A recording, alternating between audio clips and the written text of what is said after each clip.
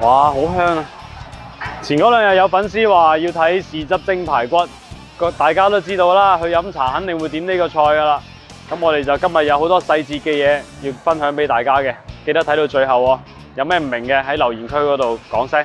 排骨我哋揾淡鹽水，要浸佢大概2個鐘，中途咧就要再換一換水，將入邊嗰啲血污逼翻晒出嚟，咁你蒸出嚟先至會偏白色啲嘅。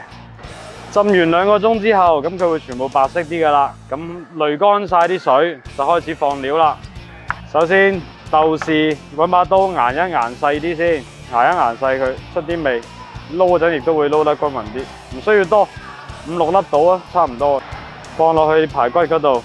咁除咗豆豉咧，我哋仲要準備一啲薑米啦、蒜蓉啦，先炸均勻咗佢先。生粉我哋提前要揾水浸住佢，變為濕生粉。大家醃排骨啦、牛肉、豬肉都係攞呢啲生粉，浸一浸水佢，一陣間攞底下嗰啲就 OK 啦。咁咪放雞精，呢一個咧就係松茸精嚟嘅，咁佢會比雞精更加鮮味啦，少少地啦，少少糖提鮮嘅，白胡椒粉適量，海鹽，每樣啲咁多堆啦，咁啊再放翻啲生抽，生抽又係少少地，如果放得多嘅話，個顏色又會變深噶啦。可以放少少料酒或者米酒得嘅，睇你屋企就手邊樣嘅就放邊樣。啱啱講嘅濕生粉撈底，撈底之後係咁樣嘅，攞呢啲，即係你捏落去係實實地嘅，但係佢又留得喐嘅喎，嗰啲就濕生粉，就唔好放乾嘅，咁樣佢會更加容易啲食入去嗰個排骨嗰度，撈均勻。有條件嘅話，放喺雪櫃度大概2個鐘或者過夜都冇問題嘅，佢會更加入味。撈好咗之後啦，封一封啲油面，放雪櫃，放個嘢都冇問題嘅。OK， 剩低嘅就交俾時間啦。你想佢入味啲嘅，你就醃耐啲。由於時間關係咧，我就唔醃咁耐啦。準備咗少少芋頭切粒嘅，我呢隻碟啊比較細啲，咁啊鋪少啲，試下味就算啦嚇。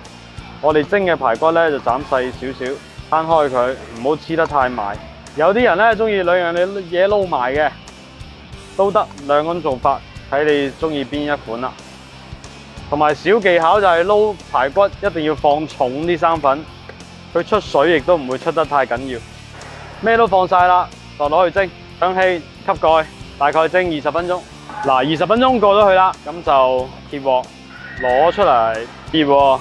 因為浸過水嘅原因咧，你見到啲排骨係唔會好紅嘅，偏白色啲嘅係咪？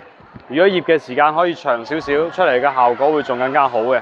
出咗嚟之後，可以放少少青椒喺面，揼少少葱花。想要紅色嘅話，可以放2片紅蘿蔔片，搭一搭啲顏色，好香。20分鐘墊底嘅芋頭就會索晒嗰啲排骨嘅汁啦。好多人中意食芋頭多過食排骨嘅，係啊，索晒排骨嘅汁。同埋咧，記得上夠生粉嘅話，底下亦都唔會話太過水溜溜嘅。所以記得生粉嘅量。嗱，呢個豉汁排骨幫大家試下味先嚇，同酒樓嘅應該係差唔多嘅。咁大家記得按照住呢個配方翻屋企試下咯。下次視頻見，有咩唔明嘅話，記得喺評論區嗰度打上去喎。好，拜拜。